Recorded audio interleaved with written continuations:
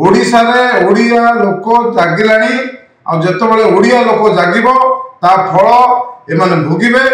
BJD जे प्रकार अवस्था करके गला एमाने भी से प्रकार अवस्था करके निजे विदा हेबे। एटा गोटे निंदनीय घटना निलंबित करा जाइछि ठीक अछि, किंतु 14 रु 14 जन विधायक निलंबित करिबा एक संवैधानिक जिनस नुह।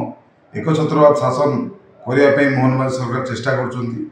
ओडिशा रा जनसाधारण यार जवाब देबे, लोक देखुछन्ती, लोक साक्षी अछन्ती जिनसरे। आगामी दिन रे नुह से माने बहुत जल्दी यार जवाब पाइबे। काली एकत्रित होचन्ती हजार हजार लोक विधानसभा घेरेबा पई।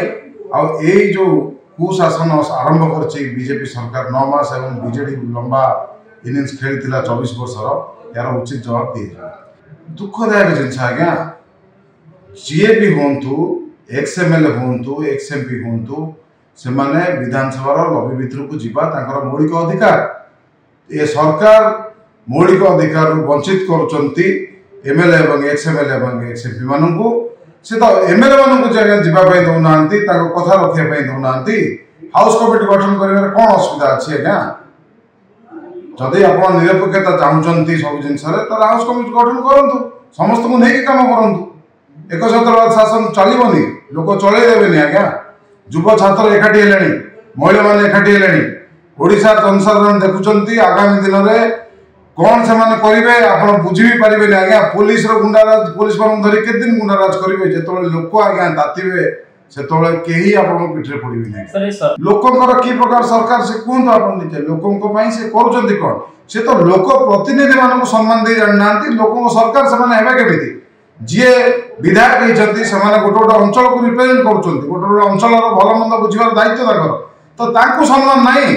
तो गुंडा लगे बाड़ौं, पुलिस गुंडा कर गुंडा लगे बाड़ौं।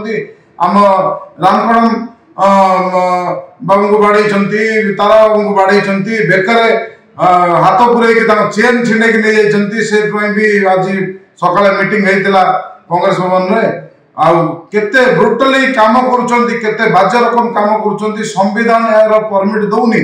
संविधान ए प्रकार नियम भली ना किंतु असंविधानिक काम जदि से सरकार कर संविधान को लेकिन सरकार चले मैंने कि लोक सरकार है। आम आश्चर्य आम प्रोटेस्ट करूँ काली राति राजरास्ता आम बसी सकाल पर्यंत बसी आम साथी मैंने समस्त बसते बहु विधायक थे सेठी जो मानक आणिक राति 3टा बेले मास्टरगंज छक आणिक छाड़ुंट फोपाड़ा भाई छाड़ी जाऊँच। गोटे विधायक रदि सम्मान पुलिस कर शिखिनी सरकार कर शिखिनी सरकार एकचटिया शासन कर देखु प्रभारी लालूजी आमर सभापति भक्तदास महोदय एवं समस्त वरिष्ठ नेतृवृंद आज एकाठी काम कर सहित आम युव माने छात्र माने महिला माने समस्त एकाठी होचु।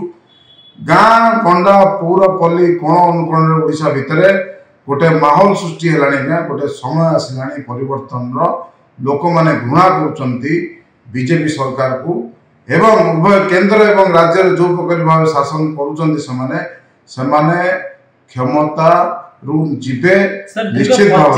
देखो एबे गोटे आमर सम्मेलन होता कर्मी सम्मेलन केउझर मुझे उद्बोधन देवार सुजोग पाई मुझे आमर कौटी ना कौटी आम ठिकाना जगह पहुँची पारुने लक्ष्य स्थल पहुँची पारुने चेष्टा करुचे किंतु कांग्रेस गोटे दल नुह ये गोटे चिंताधारा ये केबे मरबनी।